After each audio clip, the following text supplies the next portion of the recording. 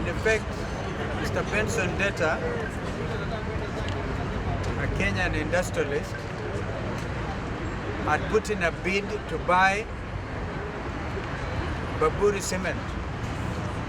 Bamburi Cement, we all know, is a big cement manufacturing company in Kenya, mainly based in Mombasa and Bamburi.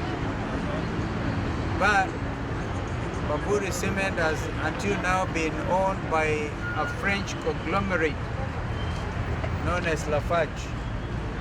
But the Lafarge group has been divesting its interests out of Africa, and it became necessary, therefore, to sell their interest in Bamburi Cement. This is precisely why Mr. Benson Ndeta has been apprehended, because he put in a bid, and this bid is supposed to come to a close on the 5th of December, next week. But because his bid is the lowest, was it the highest? The highest. He has won the tender. People pretending there's a Tanzanian company, which is the second lowest.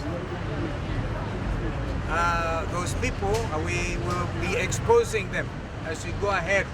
We don't want to expose them right now, because this is not the way to do business. This is precisely what we mean by high-level corruption. A Kenyan, ostensibly a Tanzanian company, is the second highest bidder.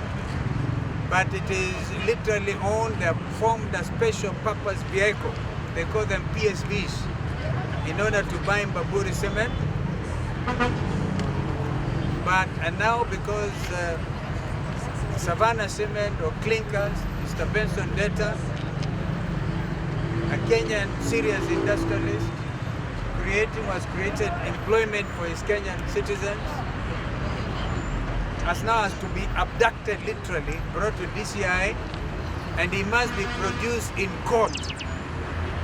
The purpose is to stop his bid by hook or crook. This is what our country has become. That when you have business rivalries, you abduct and put in jail. Now I want to tell all those people who are involved, and they know themselves, they have employed the bloggers for the last 3 weeks to try and malign the image of Mr. Benson Ndeta, because he has won this tender for acquisition of Bamburi Cement. We want them to know that we know Mr. Benson Ndeta. Mr. Benson Ndeta is not Andani. In effect, wanasema sasa wanataka tu vile huyo Andani amekuwa arrested in the US or indicted in the US, they want also to indict Mr. Benson Ndeta, ionekane he cannot proceed with this very important acquisition, which will create thousands and thousands more jobs for Kenyans. Now, we will be moving to court to defend the interests of this country. And we're demanding immediate release of Mr. Benson Ndeta. He's already incarcerated here. Ngoja tu. Hii ni mwingine kama hawa. Bana kuja kusukuma sisi na gari. Hiyo kora tu. Yeah. And we know that Kenya Commercial Bank has already been ordered to produce 23 billion shillings. This is big business, my friends. And Mr. Ndeta's offer is at 27 billion.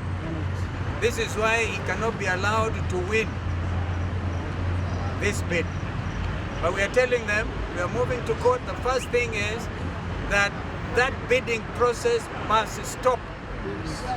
Must stop to enable Mr. Ndeta to come out of this situation and continue with his bid, because he has already won the bid.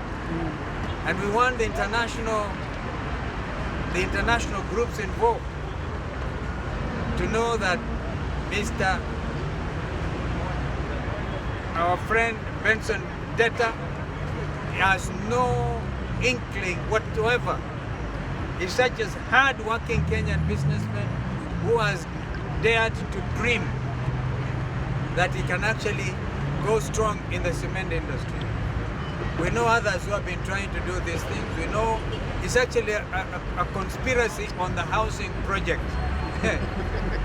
They want to control the whole space, the ecosystem of cement manufacturing in order to sell to affordable houses, for affordable housing project, make billions, and I don't know what they want to do with those billions. But we are here to defend the interests of Kenyans.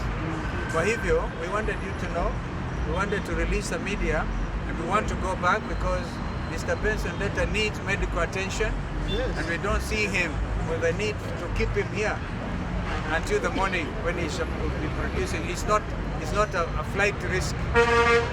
He's not a Ndani who can escape. He's a Kenyan. Eh? Sorry? Yes.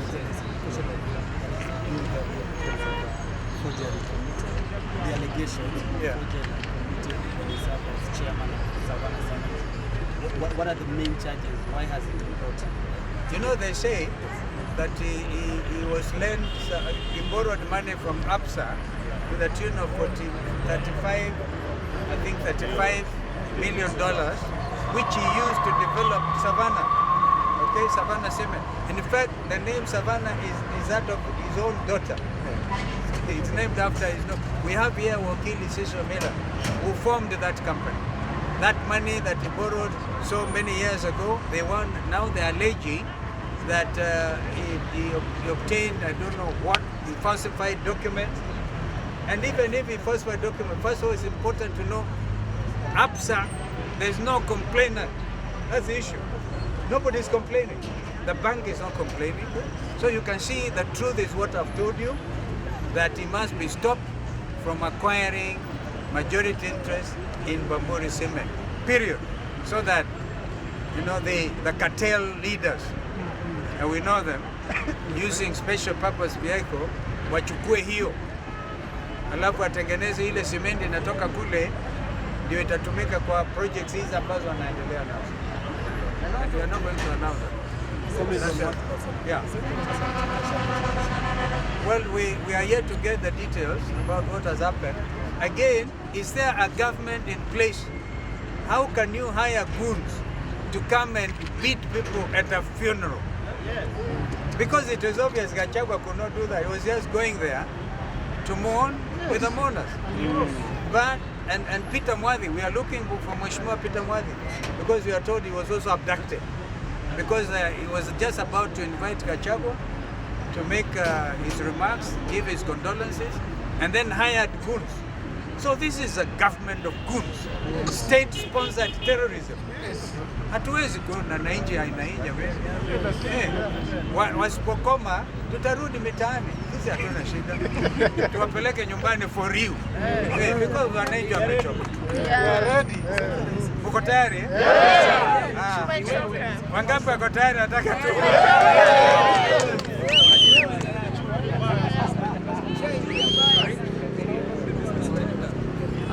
You know, for as long as this tender was floated, as I told you, Lafarge Group, which is a major conglomerate, a French company, decided that they want to offload their interests in Africa.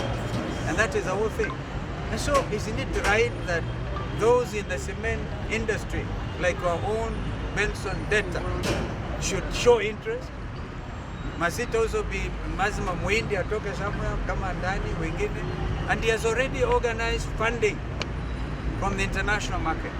I think the idea wanataka tu afikishwe kotini, korokoroni, wamesema huyu ni mwizi, ameshikwa, apakwe matope, ndio wao wakora wanyakue Mbamburi. That is a utu, na ndio wezi. Okay? Kwa hivyo tunasema tumekataa maneno.